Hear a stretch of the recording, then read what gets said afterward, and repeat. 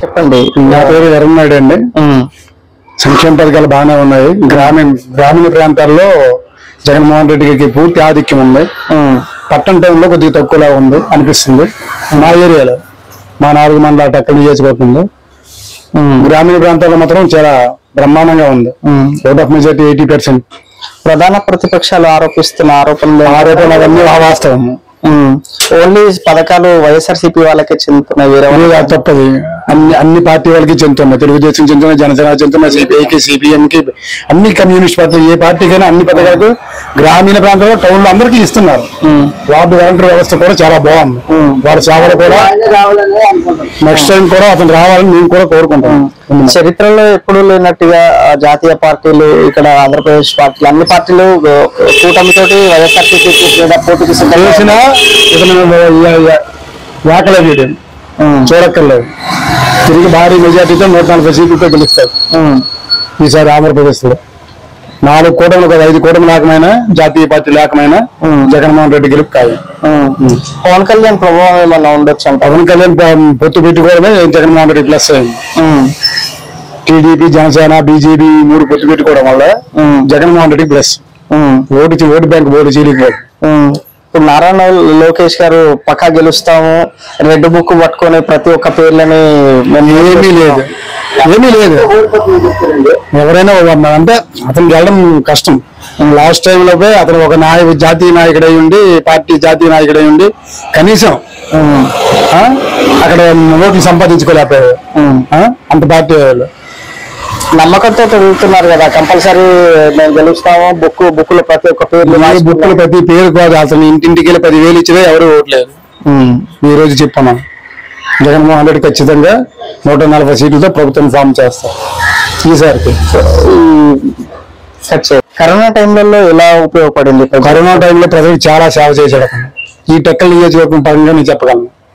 Gold సెంటర్లు పెట్టి, చాలా మంది ఫుడ్ పెట్టి, చాలా మంది బట్టలు ఇచ్చేసి, అందుకంటే కరోనా డ్యూటీ నేను చేశాను కాబట్టి నేను చెప్తాను.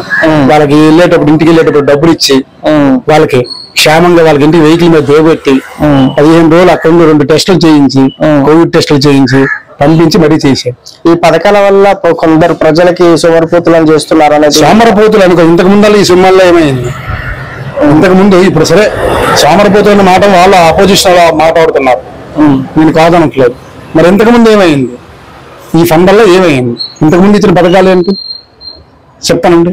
గత 20 సంవత్సరాలు పాలన చేశారు, అప్పుడు ఇచ్చిన పథకాలు ఏంటి చెప్పండి. ఈ పథకాల వల్ల రాష్ట్ర ఆర్థిక వ్యవస్థ కొంచెం అప్పుల్లో కూరుకుందంటే అప్పుడు చేసింది ప్రభావం వల్ల జరిగింది. వారు నాయకులు అంతా దోచుకుపోవడం వల్ల దానికి జరిగింది. ఈ రోజు వచ్చిన రూపాయల ఆదాయం కూడా అతను తీసుకొచ్చి వీళ్ళకి ఇస్తున్నారు. అసలు ఉంచుకోవట్లేదు. ఎక్కడి నుంచి 10 రూపాయలు వస్తుందో అక్కడ మరొక 5 రూపాయలు ఎక్స్ట్రా ప్రభుత్వం తీసి ఖర్చు పెట్టి ఇస్తుంది. ఈ 3 రాజధానుల విషయంలో కొంచెం వెనుకబడ్డారు అంటే దాన్ని అపోజిషన్ గవర్నమెంట్ వాళ్ళు దాన్ని వ్యతిరేకం చేశారు. అంతేగాని ఈరోజు అమరావతి స్కైనింగ్ భూములు అవని, ఏ భూములు అవని ఎంత స్కామ్ జరిగిందో అందరికీ తెలిసిందే. వైజాగ్ రాజధాని మారుస్తామంటే దాన్ని మళ్ళీ అపోజిషన్ చేశారు వాళ్ళు. మరి రాజధాని మరి ఎక్కడో ఒక దగ్గర ఉండాలి కదా. మరి అపోజిషన్ వాళ్ళు చేస్తున్న వ్యతిరేకత వల్ల ప్రజల వల్ల వాళ్ళు లబ్ధి పెట్టడం వల్ల ఈ విధంగా ప్రచారం చేసుకుంటున్నారు.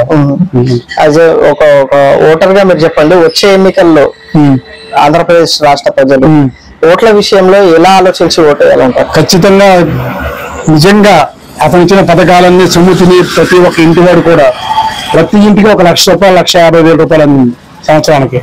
ప్రతి ఒక్కరు కూడా అతను ఓటు వేయకపోతే మనం అతను మోసం చేయడం, మనం మనకి భగవంతుడు చూడడు.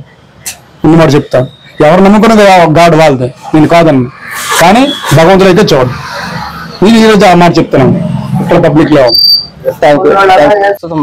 జగన్ గారి పాలన బాగానే ఉంది ప్రస్తుతానికి, పర్వాలేదు.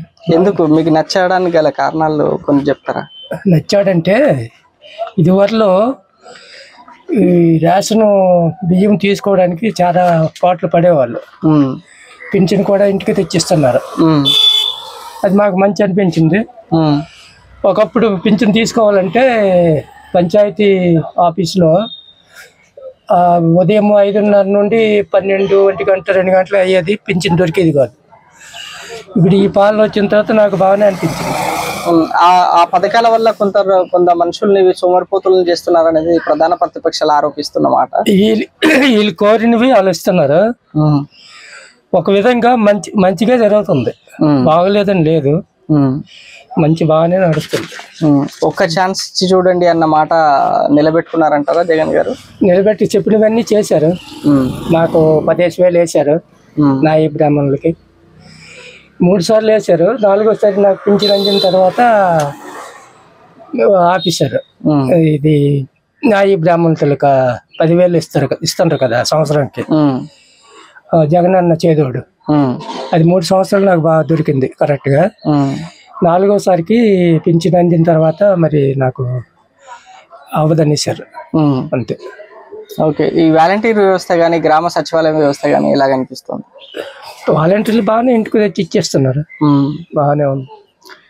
చంద్రబాబు నాయుడు గారు కూడా వచ్చే ఎన్నికల గురించి 6 పథకాలు కొత్తగా ప్రవేశపెట్టి మళ్ళీ మిమ్మల్ని ఆంధ్రప్రదేశ్ ని అభివృద్ధి అదే తెలుస్తుంది. మరి అతనికి మరి ఆ విషయంలో నేను చెప్పలేను. చెప్పినవన్నీ జగన్ చేశాడు, బాగానే చేశాడు. ఓకే, పవన్ కళ్యాణ్ ప్రభావం ఏమైనా ఉండవచ్చు అంటారా ఈ ఎలక్షన్ లో? పవన్ కళ్యాణ్ మాటలు తీరు బాగోలేదు, పవన్ కళ్యాణ్కి నమ్మకం లేదు. సపోజ్ ఈ ప్రభుత్వమే మళ్ళీ రావచ్చు అని నా ఆలోచన. Okay, thank you. Please subscribe .news.